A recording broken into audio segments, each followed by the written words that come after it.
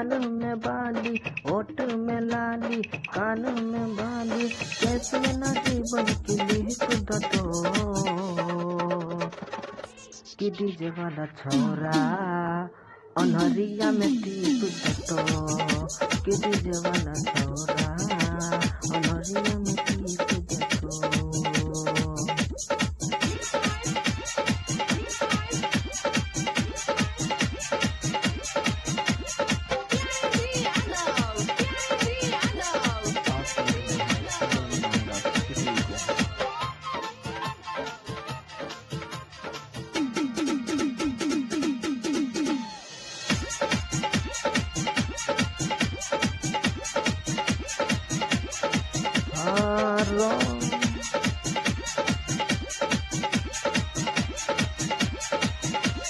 रोहनी छोट पतर की हो गेले जवान गे,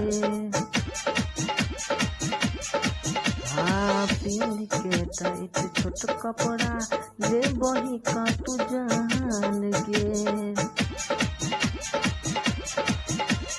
रोहनी छोट पतर की हो गेले जवान गे, पिन के टाइट छोट